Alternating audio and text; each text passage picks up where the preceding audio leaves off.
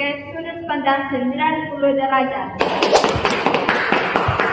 Ini kita akan membahas veteran raset bersama dua narasumber saya, yaitu Sri Yaliani Rosa, Siti Radhika. halo kalian berdua, bagaimana kabarnya? Aku baik, alhamdulillah. Cuma kadang kepala agak pusing-pusing. Kalau aku alhamdulillah baik. Cuman kalau melihat rumus yang begitu banyak, rasanya udah jurusan.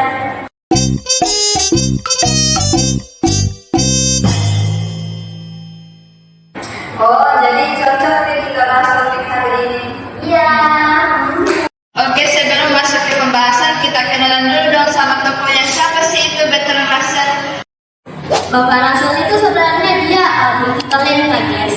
Jadi dia itu bisa menjadi matematikawan, dia juga sosok ilmuwan, dia juga sosok filsuf, dia juga sosok penulis. Intinya Bapak Rasul itu paket komplit. Jadi kalau di zaman sekarang sih bisa kita bilang dia berpotensi banget untuk menjadi seleb TikTok.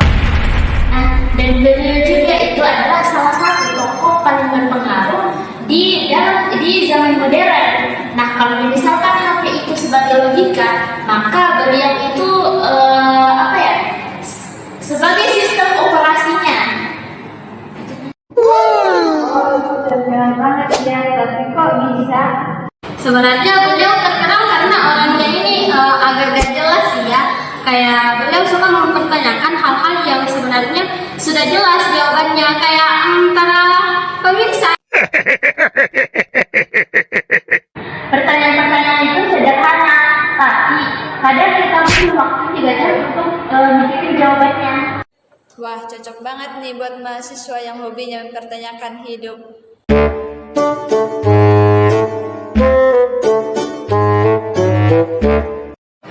Iya, kelas beliau sebenarnya pernah menang Nobel Sastra ya, cuman bukan matematika. Iya, karena Nobel matematikanya itu nggak ada. Katanya penemu Nobel matematikanya itu patah hati. Patah hati? Patah hati sama siapa? Beliau patah hati sama matematika. Luar biasa ya, jadi itu bukan cuma pintar, tapi juga ramah secara historis. Ya, kalau dari sejarah sih begitu. Nah, setelah tahu siapa itu Russell, sekarang kita masuk hal yang paling ikonik dari beliau yang katanya objektif banyak mahasiswa menerima pos panjang. Para coba sih jelasin sedikit bagaimana itu paradoks Russell. Coba bayangkan ada sebuah himpunan yang di dalamnya itu himpunan-himpunan yang tidak memuat dirinya sendiri. Nah, misalnya ada himpunan semua penting yang tidak bisa memotong dirinya sendiri. Oke, terus Nah, pertanyaannya, apakah himpunan itu memuat dirinya sendiri atau tidak? Nah, kalau dia membuat dirinya sendiri, berarti dia tidak boleh membuat dirinya sendiri dong. Tapi kalau dia tidak membuat dirinya sendiri, maka dia harus membuat dirinya sendiri.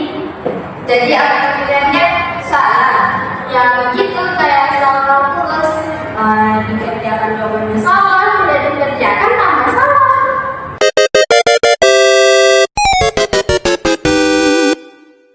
Oh, itu bukan paradoks lagi ya? Ya, nggak masuk akal. Knowing. Nah, setelah otak kita terpelicin, mari kita lanjut karena Russell tidak mau dunia matematika hancur oleh paradoks. Apa sih solusinya? Iya, jadi Russell itu mencoba membangun dunia matematika dari logika murni. Dia punya satu proyek namanya logisisme. Intinya, dia mau matematika berdiri di atas dasar logika yang kuat dan tidak setengah hati. Kayak kita yang ngerjain tugas di jam 2 pagi. Jadi dia ini matematika punya fondasi yang rapi. Betul, makanya dia itu bikin sistem yang disebut theory of types atau tingkat-tingkat kategori himpunan supaya paradoks ini nggak bisa muncul seenaknya lagi. Iya, kayak ikut peraturan, semua harus ikut hierarki. Menurut kampus ya, mahasiswa tingkat 1 beda dunia dengan mahasiswa tingkat 4. Iya, seperti itu. Kita sudah membahas sejarah, paradoks, dan perjuangan pencerahannya. Mari kita tarik nafas.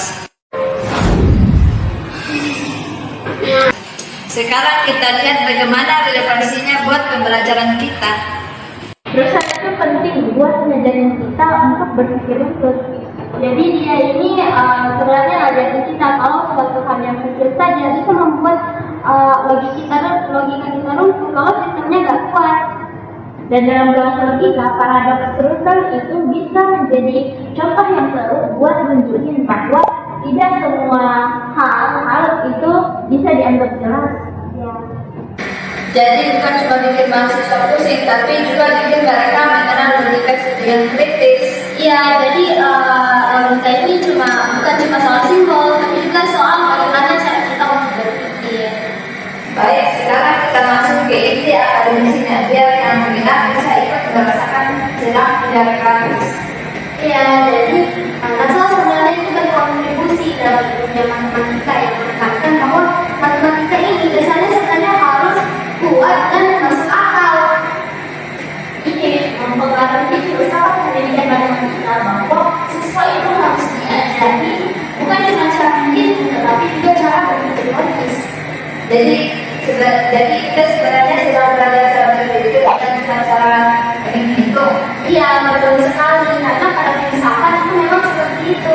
Kan kita pada filsafat kita diajarkan tentang bagaimana kita untuk menyampaikan bahwa matematika ini sebenarnya tidak hanya soal hitung-menghitung.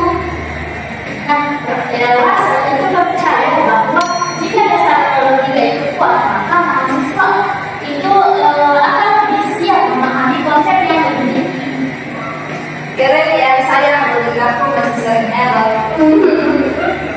Wah, teori sekali ya. Boleh berikan contoh bagaimana cara guru menerapkan pemikiran Russell dalam kelas? Boleh, sebenarnya guru itu bisa mengenalkan tentang paradoks Russell kepada siswa-siswanya agar siswa-siswa ini itu mengetahui tentang definisi yang tepat.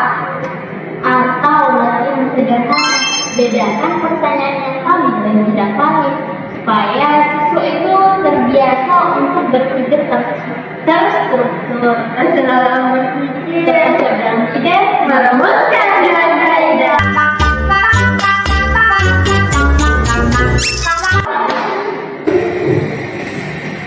Jadi terus logika bisa dimulai dari eksperimen lucu, seperti membahas himpunan orang yang sedang memotong rambut mereka sendiri. Iya, semua itu sebenarnya contoh klasik dari paradoks.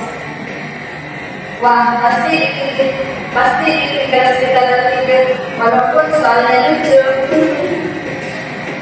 Teman kita sudah jalan-jalan mulai dari hidup, Russell, paradoks, dan kelas belajar. Semoga setelah ini kalian jadi mencintai logika atau tidak takut sama simbol matematika. Terima kasih sudah mendengarkan. Semoga logikanya